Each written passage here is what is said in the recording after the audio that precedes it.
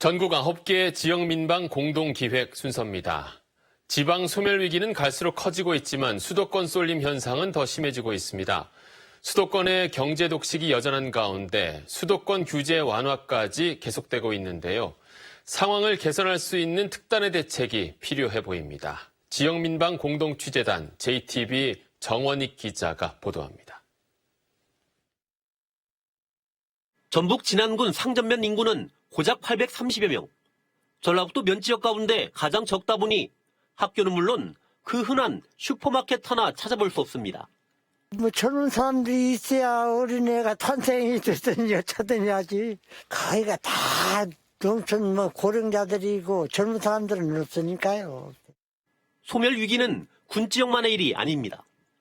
올해 초 전주를 제외한 군산과 익산 등 전북 13개 시군이 모두 소멸 위험 지역에 포함됐습니다.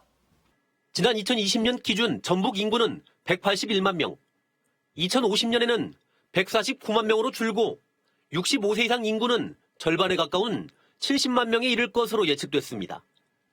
반면 수도권의 인구는 2,600만 명으로 전체 인구의 50%가 넘는 상황. 경제 부문의 수도권 쏠림은 더 심각합니다. 지역 내 총 생산은 수도권이 전국의 52.5%를 차지하고 외국인 투자 유치는 75%가 집중됐습니다.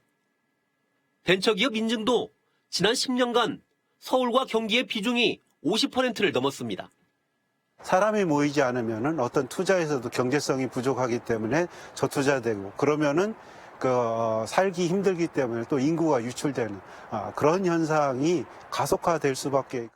정부는 하지만 수도권 규제를 완화하면서 균형 발전과는 거꾸로 가고 있습니다. 예비 타당성 조사 면제 기준을 강화해 지방사업은 관문을 통과하기 더 어려워졌고 수도권 공장 신증설까지 허용했습니다. 지방 소멸 대응 정책과 함께 수도권 규제 완화 정책이 함께 추진되면서 지역에서는 이런 인구 늘리기라든지 인구 정책 효과가 반감되지 않을까 그렇게 우려를 가지고 있습니다. 보다 파격적인 정책, 또 지역 현실에 맞는 정책이 필요하다는 지적도 이 때문입니다.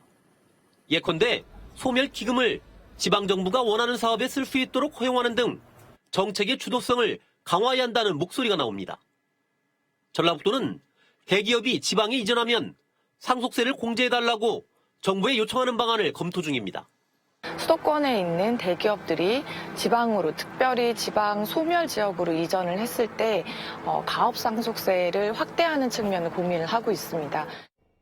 블랙홀 같은 수도권이 지방, 나아가 국가의 경쟁력을 떨어뜨리는 만큼 보다 적극적인 대안이 필요한 시점입니다.